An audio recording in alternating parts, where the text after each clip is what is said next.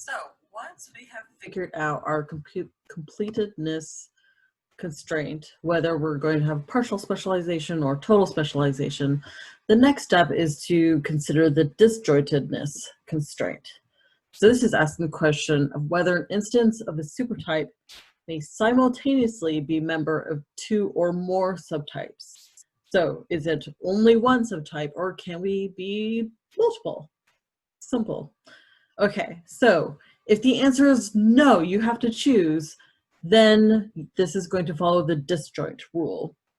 Okay, so our signifier for this is when you go to that little circle where we split off the directions, disjoint rule, you're going to write a little D for disjoint. If the answer is yes, you can belong to multiple, that's fine. Then we're going to have a little O inside of the circle for overlap. It can be really confusing, and sometimes you forget and you go, oh, O means or, so either or. Totally wrong. Totally wrong. Disjoint and overlap, D and O. So it's this or that, or all of the above, if that's helpful. Okay, so if we decide that this is going to follow a disjoint rule, which these rules are usually going to be business rule based, it's going to be hard to figure this kind of stuff out from just looking at data, which one's going to be appropriate. Unless you have it all fully fleshed out already. But if you're just looking at the data, it'd be kind of confusing to see. So what we're going to do is, you'll see the little indicators between the D in the circle and our little arrows that have the H and the S and the C. That's literally just H for hourly, S for salaried, C for consultant. That is indicating the domain of our new attribute of employee type. So basically, you need to tell the super type, hey, I'm going to go down one of these super type branches or subtype branches. Which one do I go down? I can only go down one. And so you tell it, oh, this is an hourly employee, so we're going to say H, go down that lane. Okay. So for disjoint, it's the D.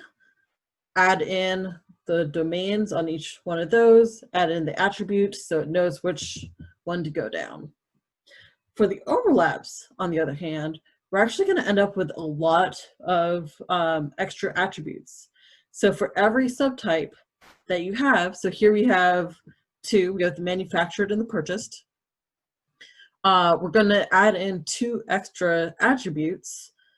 And they're both coming off of part type. So this is a composite attribute. But it's going to, here they used manufactured.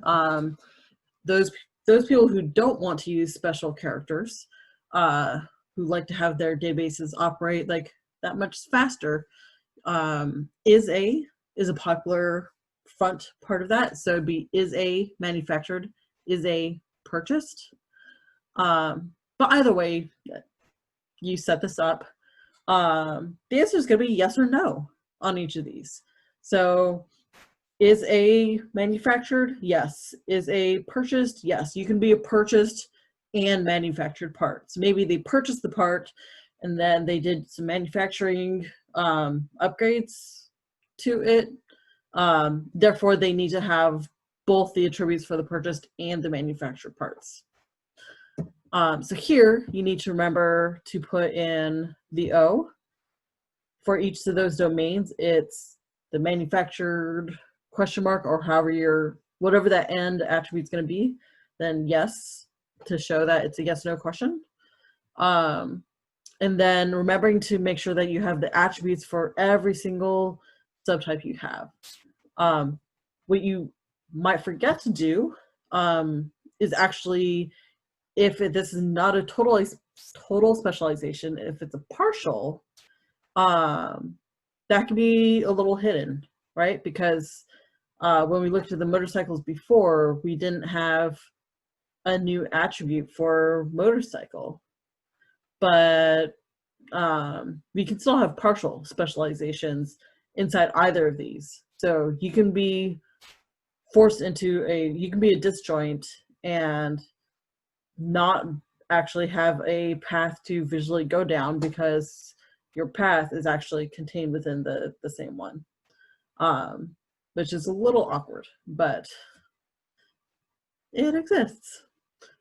These are probably more common to see though. Okay, so let's look at an example. So here, before we get too far, what is wrong with this picture? Okay, there's a lot of missing parts in here.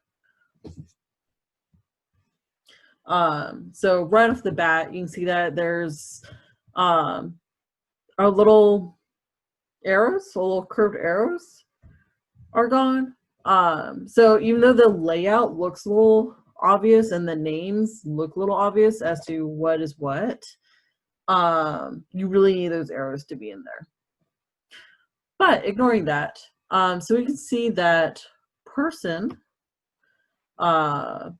is a total, not a partial, specialization.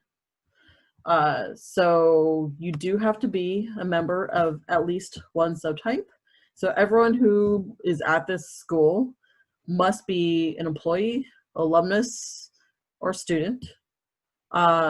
We see that we have an O there for our disjointedness constraint, which means that you can have overlap. So you can be a current student and an alumnus and an employee. I am actually in that situation myself. I am a PhD student. I got my master's on the way to becoming PhD student. So I am alum of the school as a master's student, and I'm also an employee. Not only that, I am classified as both a student employee because I TA'd, and I still have that information still exists, right? So I have student employee information. I've adjuncted, so I've had a very different contract type than the faculty position that I have now.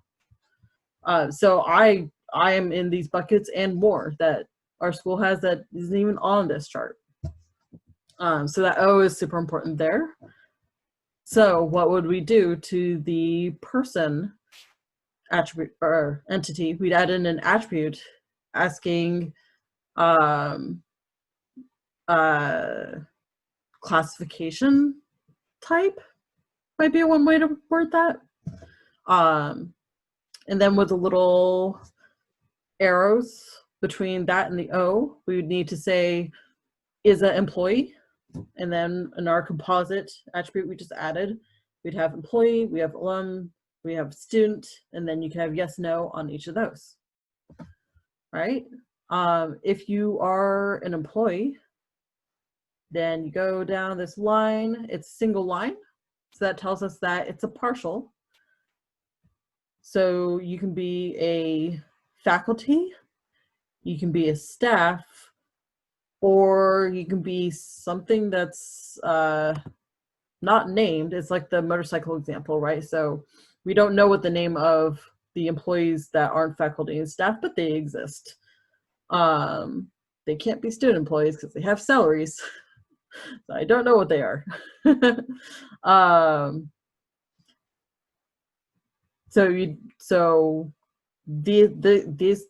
one has the D that tells us that we have to make a choice. There can only be one type of employee. With the alumnus, there's no circle there, so that's the alumnus is not a supertype for anything else. Student, however, we do have that. So we see that on the completedness constraint is a total specialization, which means that you need to either be a graduate student or an undergraduate student. You can't be a student without being classified as one of those. However, because the disjoint rule, we know that you must be one or the other. So this must be considering only current enrollment. So you can only be currently enrolled as a graduate student or an undergrad. You can't be doing both at the same time. Sorry, overachievers. So here, because we are doing the disjointed one, we need to have one entity added to the student that asks student type, and we'd have to have with a little arrow, curved arrow, a little D or G rather for the graduate student, U for the undergrad student, and then in our attributes, our domain is G or U to indicate whether it's a graduate student or an undergrad student. So that's how you take this and flesh it out.